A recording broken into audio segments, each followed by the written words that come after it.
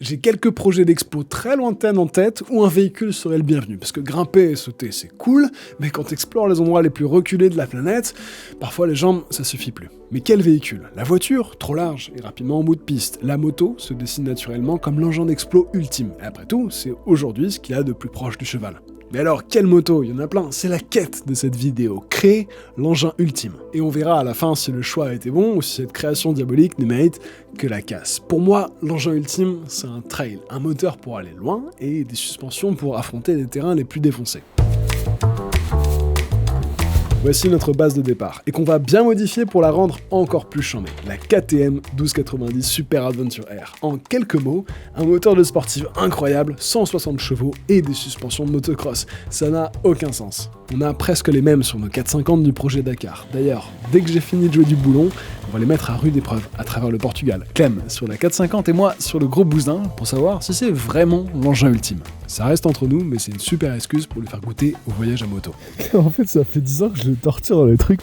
Ah mais moi je déteste mal dormir là, entre les campings illégaux sur les éoliennes et moto-camping dans les forêts là.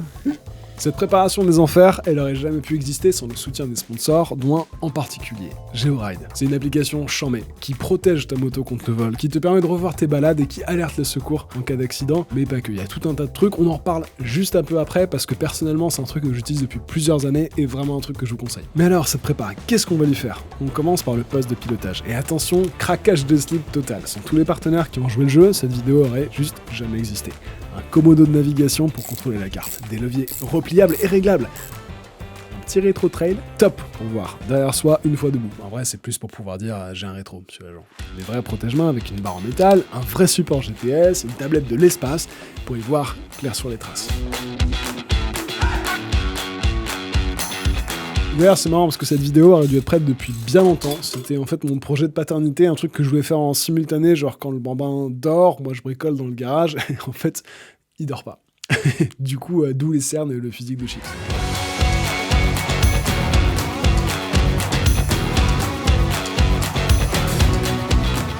Bon, je dois démonter la moitié de la bécane pour passer la ligne du GPS proprement. Donc tant que j'y suis, j'en profite pour installer le sabot moteur en plastique envoyé par IXP Racing. C'est à la fois résistant, ça absorbe les chocs, plutôt que les renvoyer dans le châssis. Et surtout, ça résonne pas des enfers quand ça tape.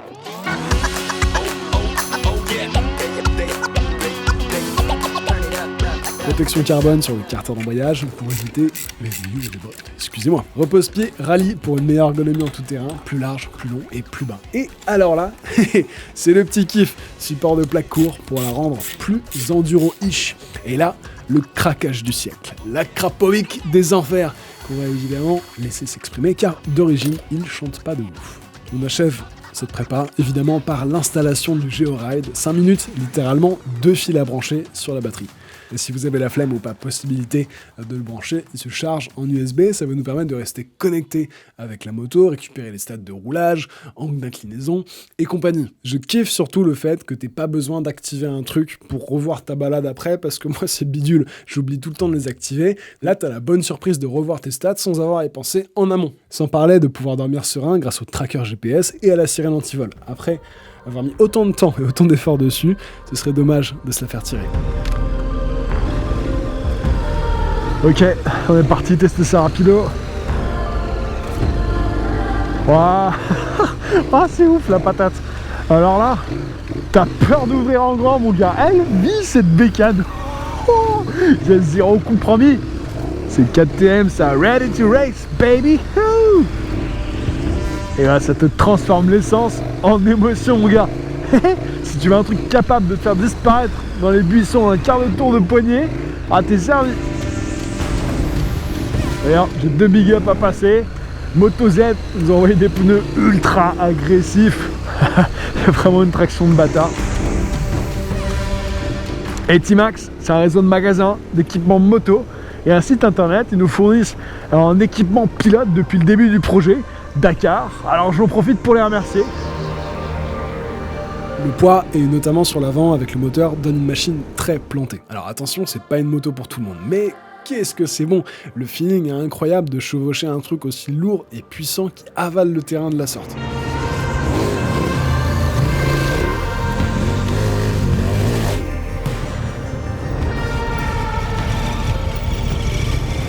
vois, c'est les dernières années du moteur à explosion. Le marché évolue et j'ai plus que hâte de connaître ce que l'avenir nous réserve mécaniquement parlant, mais je suis quand même très heureux d'avoir pu goûter à ce moteur diabolique, le LC8.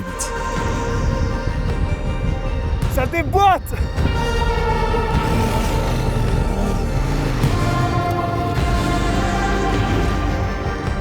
J'ai retrouvé Clem, on taille la route vers le nord pour attaquer les pistes du TET, donc le Trans Euro Trail. C'est une cartographie de pistes bien connues qui traversent l'Europe. On arrive à la nuit sur le début des pistes, tout au nord du pays, le parc national de Gérès. C'est magnifique. La raison voudrait de camper pas loin et d'attaquer au petit matin. Mais comme l'amour du ride a ces raisons que la raison ignore, on attaque direct.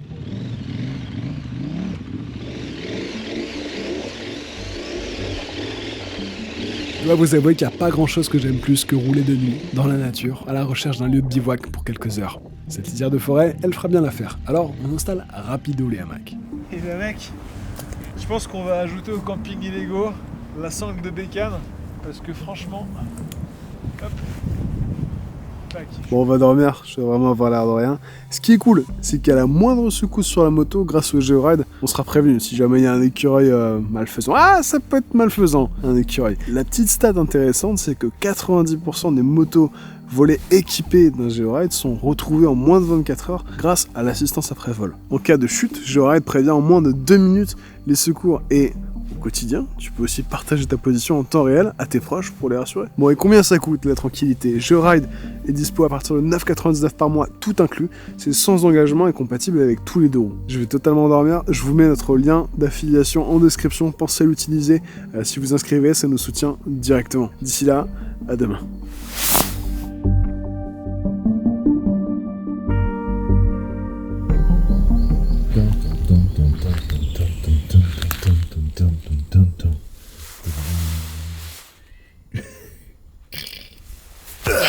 Bon les gars, c'est chambé, je crois que c'est une des meilleures nuits, les plus complètes, les plus d'une traite d'affilée que j'ai fait depuis la naissance de mon fils.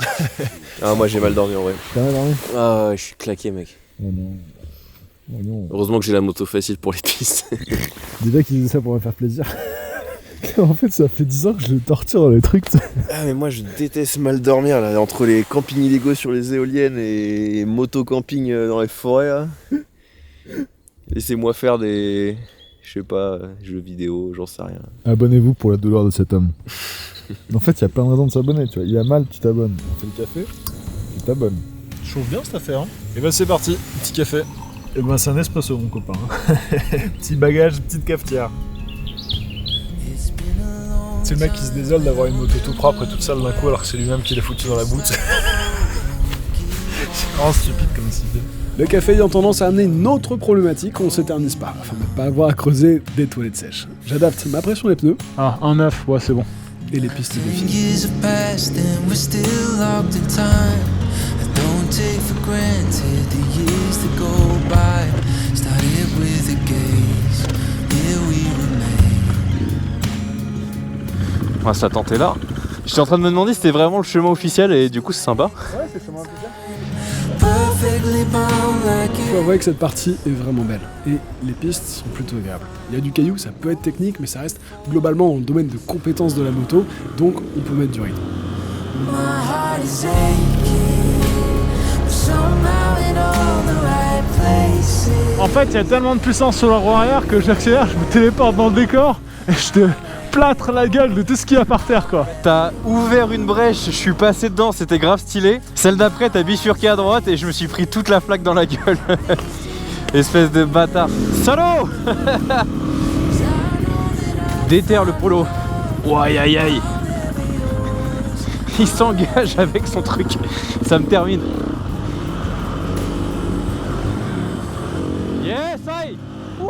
C'est là où les emmerdes commencent. Il semblerait que j'ai mis un peu trop d'enthousiasme, on va dire ça comme ça, dans le shakedown de la moto, et qu'à rouler un peu trop vite, j'ai finalement tapé une pierre et tordu un peu la jante, ce qui compromet de pas mal l'étanchéité du pneu. Heureusement, j'ai un petit gonfleur en USB, c'est top. Pour l'instant, j'espère pouvoir continuer le trip en gonflant de temps à autre, parce que j'ai pas vraiment le temps d'aller chercher un garage. Je la kiffe cette moto, mais j'ai un feeling mitigé. Pendant des années, c'était le règne des sportives, et là récemment, le trail est redevenu sexy. Les gens rêvent d'aventure, et c'est ça que les constructeurs vendent. La possibilité de tout claquer, fermer boutique et traverser le monde à moto sur un coup de tête. Le tout porté par une nostalgie et un imaginaire collectif travaillé par le Dakar et son histoire avec les gros trails. Gaston Marier et sa GS80, Méoni et sa KTM 950 Adventure, Peter Hansel et sa Super Ténéré. Mais même au Dakar, avec des top pilotes, ils se sont rendus compte qu'une moto lourde, quand ça part en couille, ça part vraiment en couille, donc hop, interdit, c'est trop dangereux. Donc t'as les meilleurs pilotes de leur génération qui ont poussé le truc tellement loin que les grosses ont fini par être interdites. Alors pourquoi aujourd'hui faire la course à la cylindrée? Parce que c'est vrai, un gros moulin, ça t'envoie un feeling bien différent d'un petit moulin. Mais surtout, parce que la plupart des trails vendus ne verront jamais autre chose que l'asphalte. Et sur l'asphalte, c'est cool, 160 chevaux, ça marche très bien. 1290 KTM, 1300 BM, 1260 Ducati, tous les constructeurs veulent la part du marché. Tous avec les mêmes images, des pros qui payent pas les motos, qui font des cascades de ouf avec. Au détour d'un virage, c'est un pont de fortune qui nous offre un passage de guet au sec. Et là, ça fait flipper parce que t'as très peu de place pour poser un pied, et une erreur, c'est à l'eau, et disons que là, tu sors pas avec ta moto.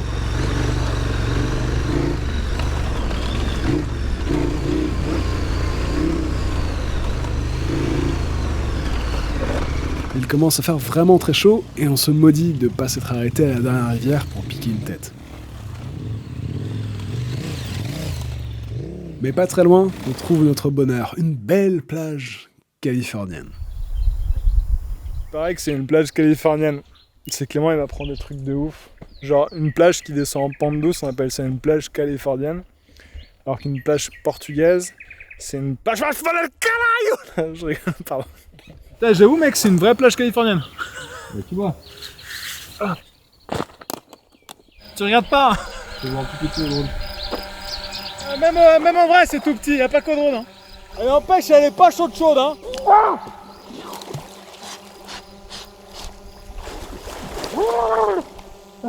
Je peux me mettre tout nu, j'ai peur de perdre mon sexe. Allez ma couille. Putain mec, c'était hyper impressionnant. Et pour poursuivre la réflexion, on voit même le retour de ces maxi trails en rallye, notamment avec l'Africa Eco Race arrivant à Dakar. Waouh, la classe.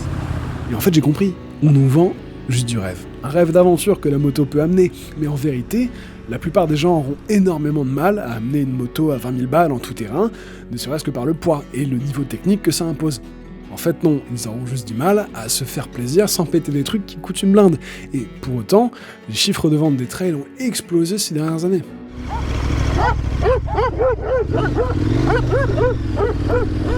Tu crois qu'il est volé ou quoi? Non, mais moi j'ai vu le chien qui m'a aboyé dessus, mais après il m'a suivi pendant 10 km.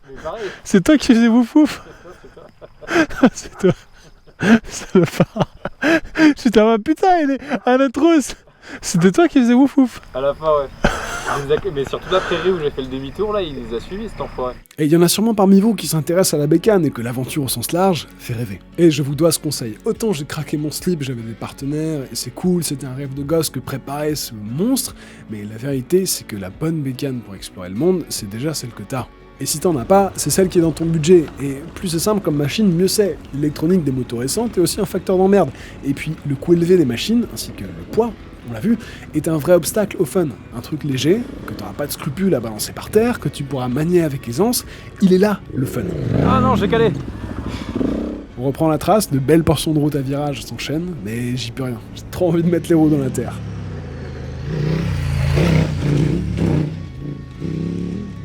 Et qui fait le malin tombe dans la ravin. La trace quitte la route et part sur un chemin. Et lequel? Ils ont confondu le tête avec une spéciale d'enduro. J'ai dû me donner. Ils ont mis toutes les pierres du Portugal au même endroit. Et ce qui me guettait depuis le début du trip arriva. Bon, c'est les joies du voyage à moto. Ça a un peu tapé fort parce qu'on roulait comme des cochons. Et du coup, la jante est déformée et je perds de l'air. Donc, ce qu'on va faire, on va essayer de bivouaquer juste à côté dans le coin.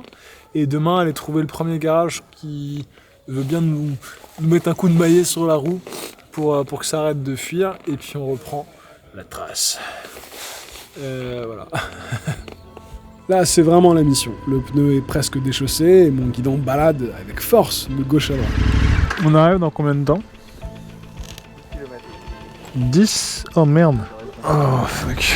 Attends. Ah non, ouf. Ce côté-là. Ah. Ok, c'est chaud. Ça éclate le flanc du pneu, mais pas le choix. 10 km à faire comme ça jusqu'à bivouaquer, proche du garage, et réparer ça demain, première heure. Ok, ça part sur une deuxième nuit de camping avec qui j'ai là. Hop, j'ai Clément. Clément qui est sur Twitter. Avec un gilet pare-balles de tête. Ceux qui ont la ref, attention. J'ai par balle de tête. Oh, boum boum. On a campé juste à côté du garage là, on va y être à l'ouverture pour 9h. Les petits oiseaux qui chantent, c'est cool. Et en espérant qu'ils nous réparent ça.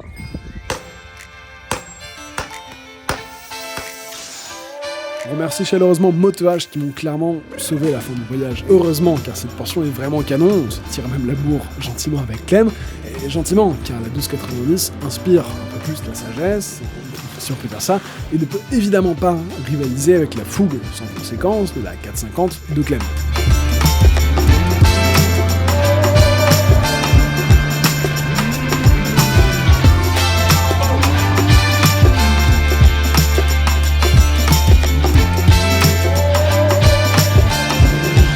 Bon alors, idée de génie ou direction Le Bon Coin, cette prépa des enfers. C'est une moto unique à amener en tout terrain, c'est clair, et je pense que ça m'a ouvert les yeux sur utiliser le bon outil dans l'optique où il a été créé. Et aujourd'hui, cette moto, aussi incroyable qu'elle soit, elle ne correspond pas à mon usage qui est genre 100% tout terrain. Donc pour moi, la moto parfaite, c'est la 450. Mais la moto ultime, ce serait pas la 450 Rally? Bon, abonnez-vous parce que ça, on va vite le voir. J'espère que cette vidéo vous aura ouvert des perspectives sur le choix de votre prochaine bécane ou inspiré l'envie de partir à l'aventure sur les pistes. À très vite.